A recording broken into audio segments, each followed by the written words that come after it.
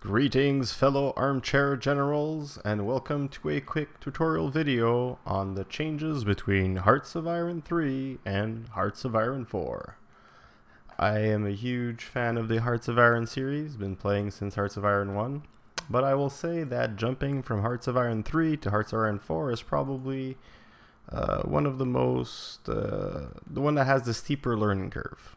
Not that it's complicated by any step of the imagination. It's actually definitely way more streamlined than its predecessors, but there's a little bit of how do I say crucial changes that make the game a little different, that might be off-putting for an experienced Hearts of Iron player. So I'm going to go through them really quickly and show you how some of them work. So one of the bigger changes that has been put in the game, which I actually appreciate, is the concept of national focuses. So basically, now instead of having to wait around for events to happen, like the annexation of Austria or the Danzig or Poland, the Danzig or war event, you can actually precipitate them by yourself. And you'll always get it, by the way, a little notification if you don't have one selected. They're called national focus.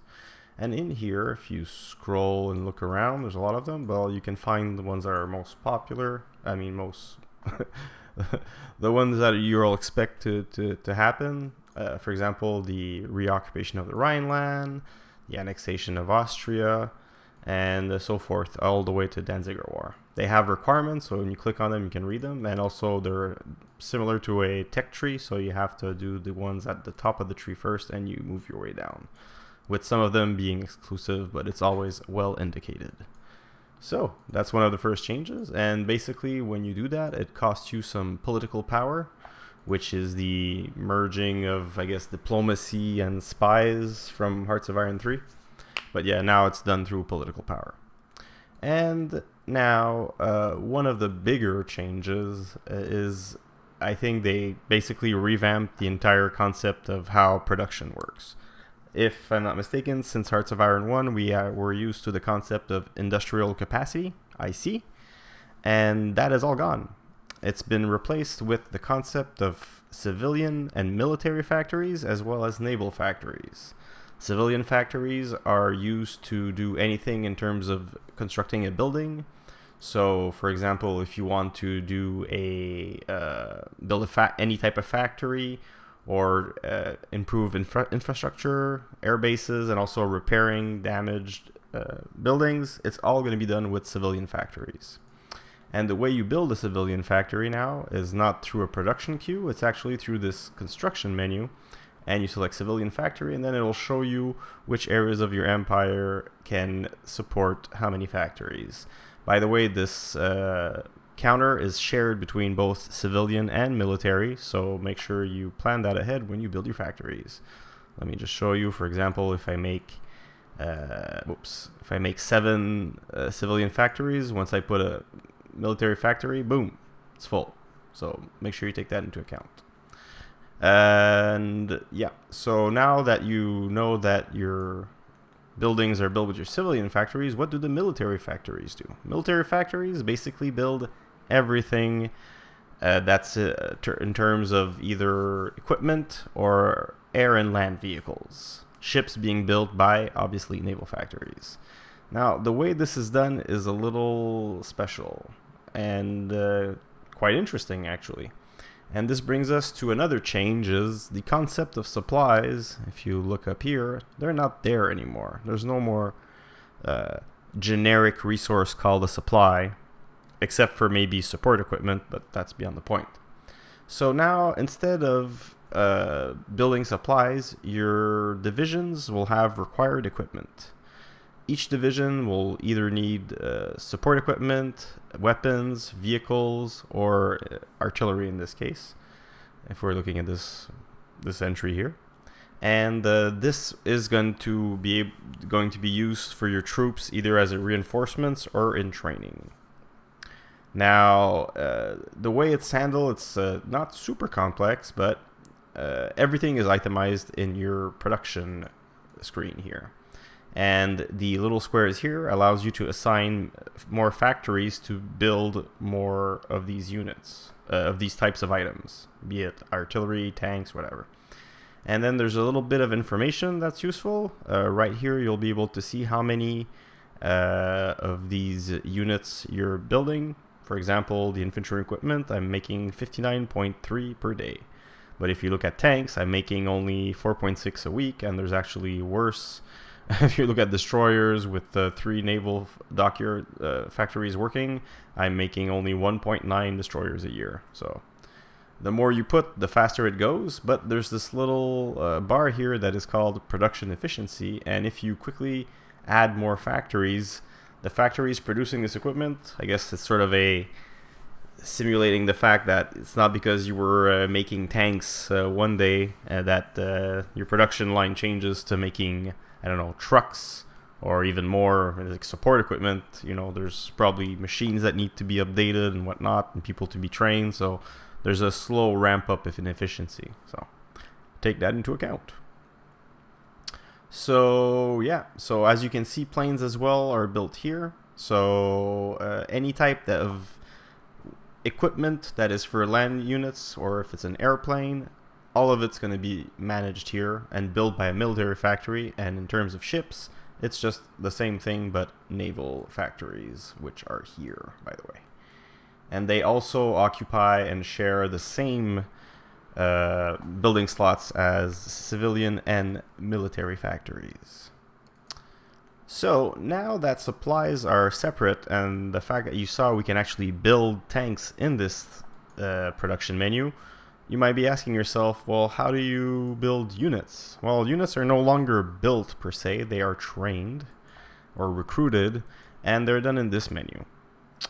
So you'll have your divisions here, and if you do train, it'll add them to the production queue. And the way it's done is basically it's all governed by your equipment. So if you're wanting to train a lot of infantry units, well, in this case, they require infantry weapons, support equipment, and artillery. So, and it tells you exactly how many units that this division takes. And as you produce more equipment, or if you have some in your stockpile, they'll immediately go to the units being recruited.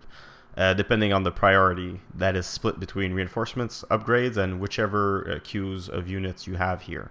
And they're all separate, by the way, or you can make 2 depending on where you want to make them. The province or piece of land where you want them to be trained in. So, for example, let's say you want to have them appear in the Magdeburg province. You just click there, and the units, once they're trained and you deploy them, they will be deployed in this actual area. So, and yeah, by the way, they don't need to be fully equipped to be deployed. They just have to reach a certain threshold. So if you're trying to ramp up your army really fast, you can actually deploy them, I think, when they're at 20%. Well, they're not being trained right now, so there's no tooltip saying the percentage, but you would know it by hovering over it, and as soon as they can be deployed, the button becomes active. What that does, though, is not necessarily a way to get troops that are ready to be combat ready, is that as soon as they're going to be put on the map, then they're going to still be subject to the reinforcement rules. So if they only have half the equipment, they're going to still need to be reinforced to be built up to full combat strength. Sorry. So this is where you you train your divisions. Now, let's see what else I want to talk about. Yeah, and like I said, there's a priority wheel here. There's priority buttons here, and depending on which ones you select, you'll be able to say you want to have your units that are being recruited to be supplied with equipment faster or at a higher priority than, let's say, reinforcements or upgrades. And yep, a little cool twist to the production or unit system, and it's specifically for vehicles. When you have a vehicle, you can actually create variants of that vehicle. So, like, for example, Panzer II. This costs the experience of the unit. So you have, again, the concept of Army, Navy, and Air experience. As you train units, go on, you send expeditionary forces or fight in wars, you'll gain experience, and then you'll be able to use that experience to tweak certain values of the unit. So in the case of a tank, you can increase its armor, reliability, main gun, and engines. Obviously, some of these tug against each other. So for example, if I increase the armor, it actually lowers my reliability, so I have to spend some points in reliability if I don't want it to lose reliability. And like I said, it costs you the experience points. And yeah, that's... For the variants, I understand the fact that it costs experience points, but as I'm going to explain how you design units now, that's the part where I don't like the way they use experience points. So I think we covered training divisions, and now designing divisions. So very similar to Hearts of Iron 2, in the sense that we have the concept of brigades, and we take different types of brigades, support army units, and put them together to create a division. But the way it is done is very peculiar, in the sense of you have these templates. So for example, a panzer division consists of 4 light tanks and 2 motorized brigades. And as you can see, there's little buttons here for pluses, and you can add more units to them. But as you can see, or probably saw, sorry, it costs you army experience. So for example, if I want to add 2 motorized infantry brigades to a panzer division, it would cost me 10 experience points. And you might be thinking, well, okay. But one thing that I find weird is, for example, let's say I would want to, for some silly reason, remove a motorized brigade from the panzer divisions. It would still cost me 5 experience. So any type of change you do to the template will cost you army experience points if you want to be able to make that change, save the division.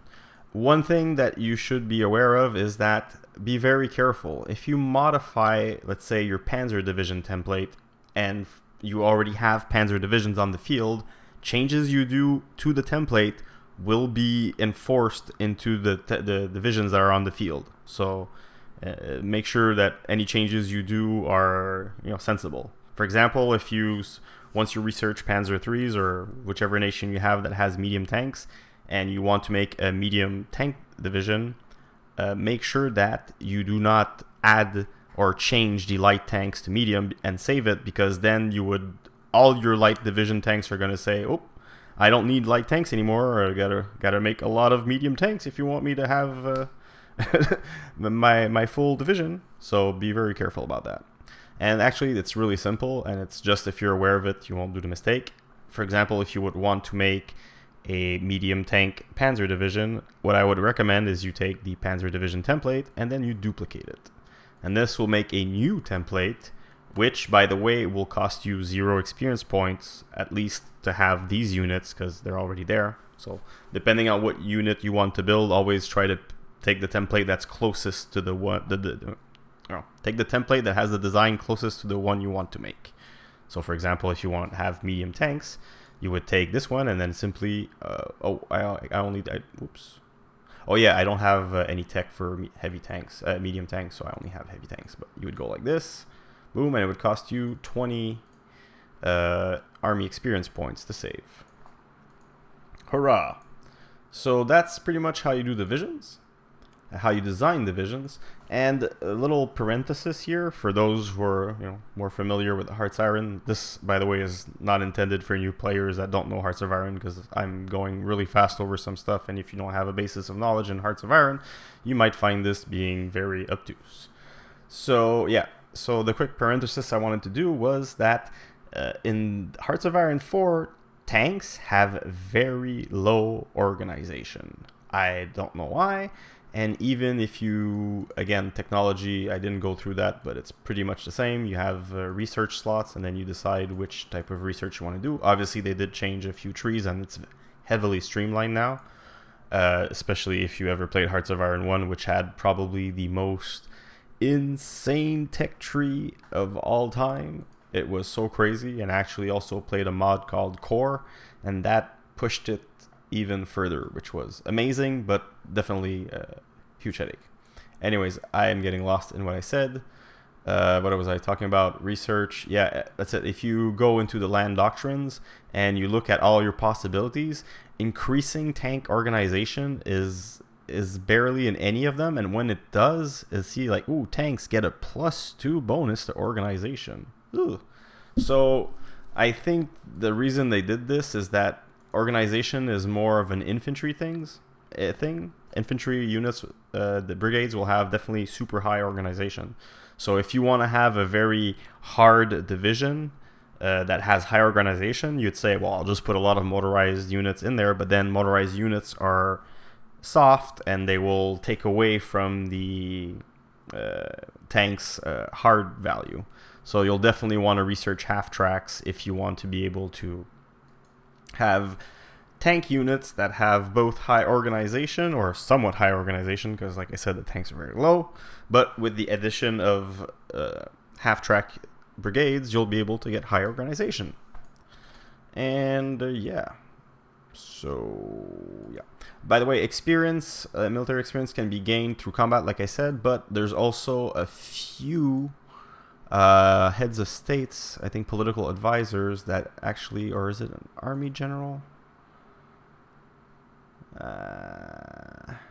Maybe you have to get focus trees. But anyways, I think there's a few either in the military staff or in the government that can give you a tiny bit of army experience over time, but it's really nothing compared to being in an actual war or having expeditionary forces fight someone else's battle.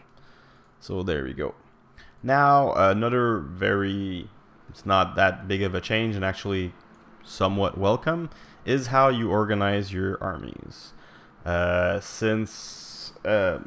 let's not go back all the way to Hearts of Iron 1, but in Hearts of Iron 3, they had probably the most complex system where you would have to have your brigades your brigades were grouped under a division which had a leader, and then those divisions were put in an army which had a leader, and then those armies were optionally but ideally put in an army group which had a leader. And I think there was also the HQ of the theater, which was the main branch where everything was connected, and then you could actually see the command branch, and there was all these lines. It was pretty crazy. Anyways, now they've really that's super heavy streamlined.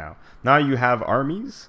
Armies can have leaders assigned to them, but the divisions individually will not. So all these divisions, now I have too many, by the way, but I'll explain a little bit more about that.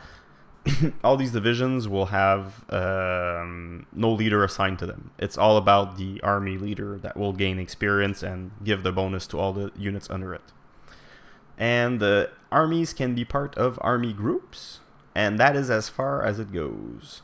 So for example, I'll take this guy, boom. So now I have an army with 26 units out of 24, because that is the maximum amount of units an offensive army can have. Or is it actually, I wanted to check. Is it the... yeah, that's it. Offensive armies, which are not in a garrison mode, the maximum amount of units is 24. So if you're preparing for an attack, or if you're not in garrison mode, you can have a maximum of 24 units before suffering some penalties. Penalties, I think, is organization, and also the general's bonus will not be as strong as they are if you have the ideal amount of units. My God, I'm a little tired for doing this video, but hey, I've been playing Hearts of Iron so much that I said, hey, let's try to give something back to the community. So, like I said, offensive armies have a maximum number of 24 units, and they can be assigned to a army group. And that's how you do it. I haven't ever had another theater, but I think if you would have an additional theater to be here, and then you could switch between theaters and have the army groups listed there. And I think that covers all the things I wanted to discuss. Oh yeah, one thing I forgot to mention is obviously with the change of industrial capacity and the introduction of this production equipment screen, resources, natural resources, the way they are consumed is completely different. Back in the industrial capacity day, I think it was something like 4 iron, 2 oil, 1 rubber, or whatever. No, oil was, I think, only meant for fuel. Anyways, all the resources were used in that fashion so that you would have a certain amount of resources required for every point of industrial capacity that you would have, that you would be using. And now the way it's done, it's entirely based on what you're building.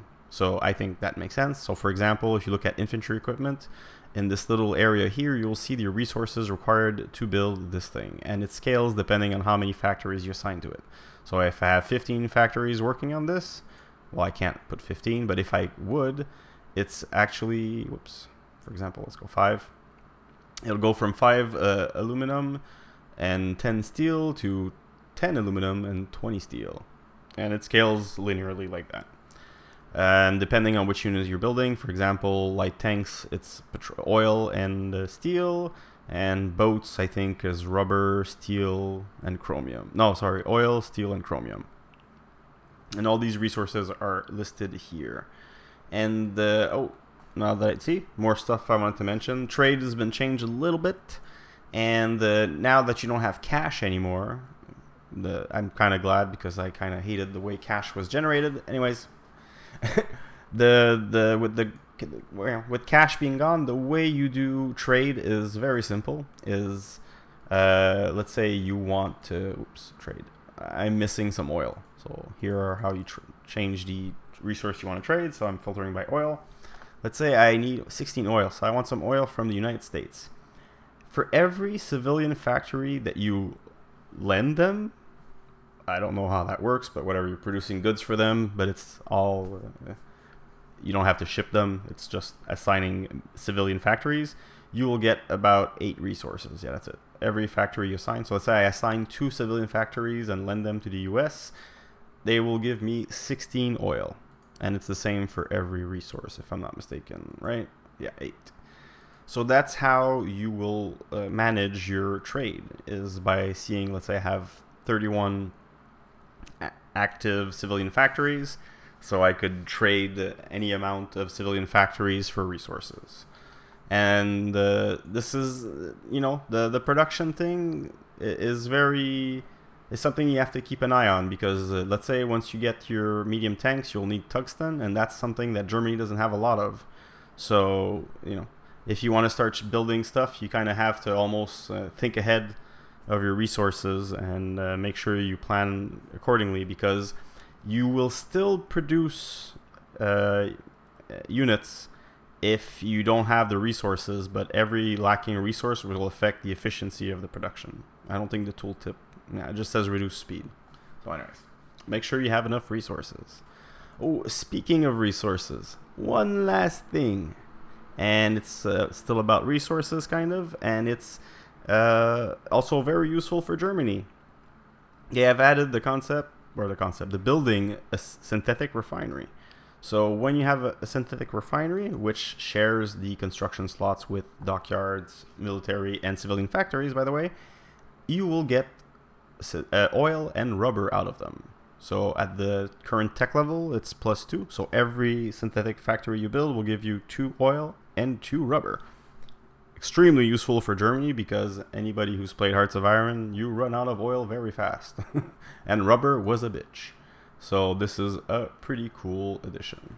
And by the way, in the tech tree, under industry, you can actually see that here you can boost the quantity of either oil or rubber these synthetic factories build. And there's also, even for Germany, a beautiful national focus here in the 4-year plan tree, where synthetic rubber, you will actually gain +2 rubber per synthetic refinery that you have. A very good thing to have. So that about does it, I think. I hope I didn't go too fast through everything for any of you, and that my pretty tired state wasn't too bad to bear, because I think I'm going to go to bed now. Thank you very much for watching, and by the way, if you have any question about Hearts of Iron 4, feel free to ask. I am not an expert, but I'm slowly getting my bearings, and perhaps my experience from Hearts of Iron of yore can be of use to you. So thank you very much for watching. Have a good one, and see you next time.